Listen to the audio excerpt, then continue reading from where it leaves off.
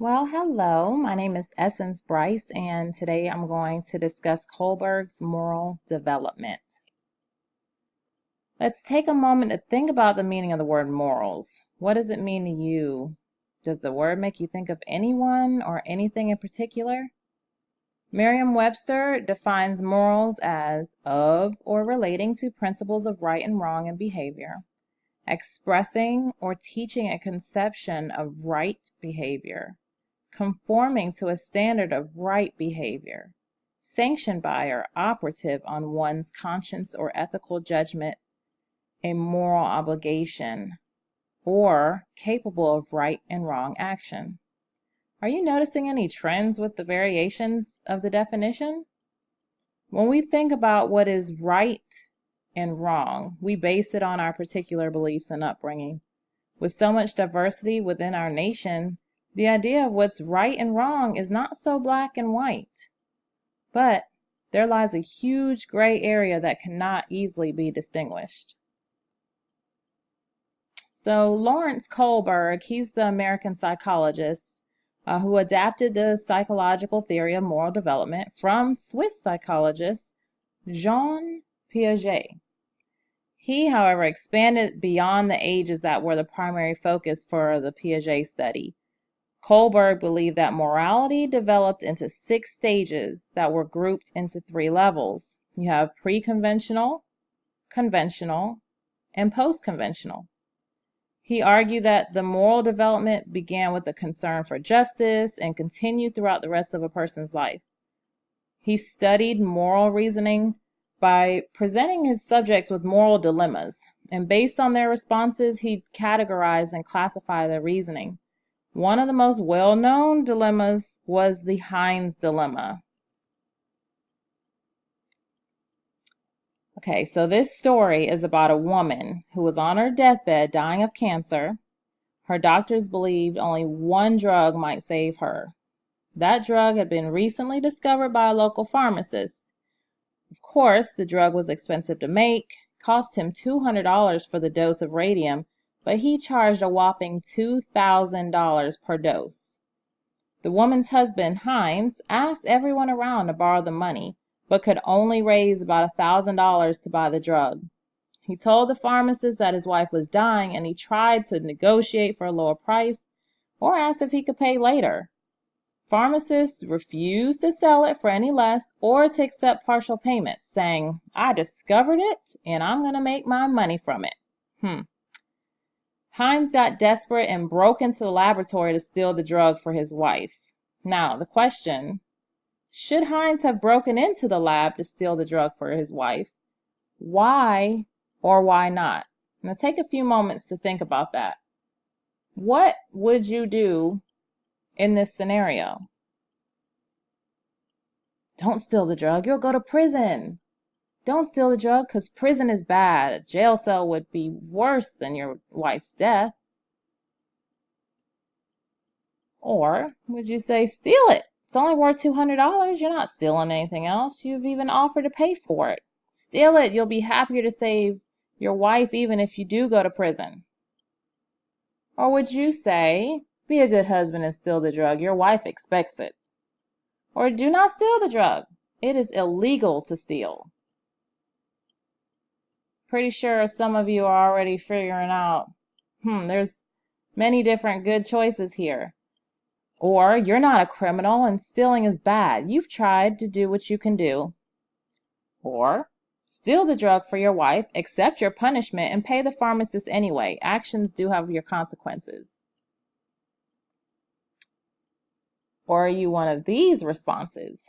Do not steal the drug because the pharmacist has a right to get compensated. Or don't steal the drug because others need it just as bad. Their lives are equally as important.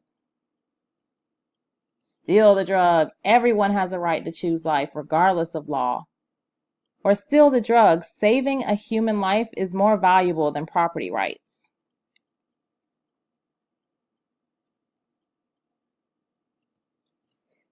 So these responses have been essentially broken down into those 3 levels.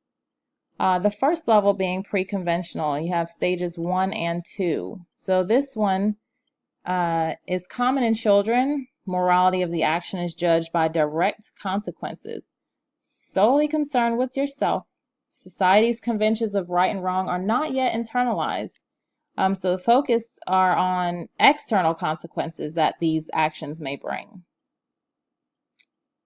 Second grouping were the conventional responses in stages 3 and 4. Conventional morality is common in adolescents and adults. Morality of action is judged by a comparison to society's views and expectations. Acceptance of society's conventions of right and wrong. Obeys rules, even when there are no consequences for disobedience. Generally speaking, majority of adults are in stage 4.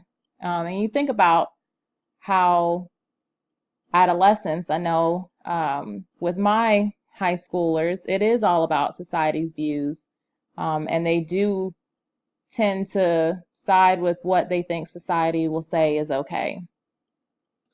The last level, which would include stages 5 and 6, is that post-conventional morality, and it's been speculated to be less common, stresses the idea that individuals are separate from society. They're two different entities.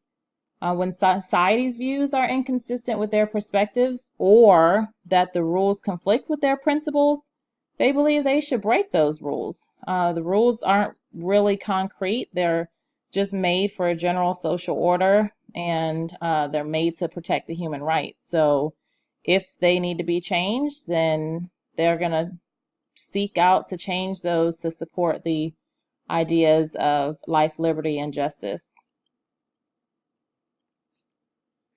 So take a moment now and can you think of an example of someone with post-conventional morals?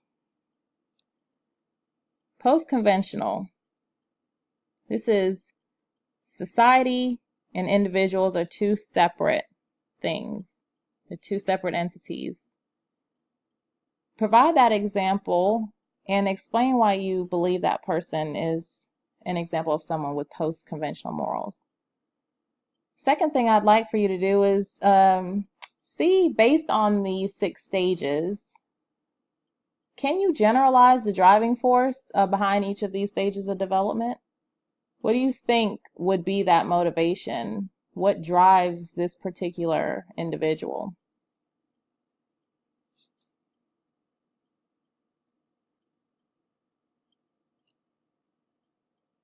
So going back to pre-conventional morality, stage 1 and 2, I have broken down here for you.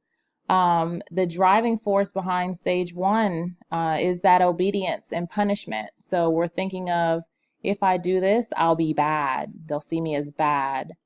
And again, a lot of the children are in stage 1. Stage 2 is self-interest. So what's in it for me? You scratch my back, I'll scratch yours. So again, mostly children are at this level of morality. Conventional morality broken into stage 3 and 4. So stage 3, those good intentions as determined by social consensus. So that good boy, good girl, I want to be viewed as that good person because I know people will treat me a certain way. Stage 4 is that authority and social order driven. This is where most of adults are. This is their stage in morality. The maintenance of functioning society, we have to follow the rules, and when we do, our society runs better. And the idea that if one person does it, then everyone else may think it's okay to do it. So it's important that we all follow the rules. And lastly, here again, the post-conventional morality with stage 5 and 6, it's a social contract driven for stage 5. So it's the greater good for the greatest number of people. And stage 6 is that top level there, universal ethical principles driven. It's abstract reasoning. We're a commitment to justice. And there's an obligation to obey any unjust laws, so anything that's going to go against life, human rights, justice. They feel like They have to stand up against it. So in your reflections, I want you to take a few moments to think back to your response from that Heinz dilemma. And what can you conclude about your stage of moral development? Provide at least 2 examples for your reasoning. I thank you so much for your time today.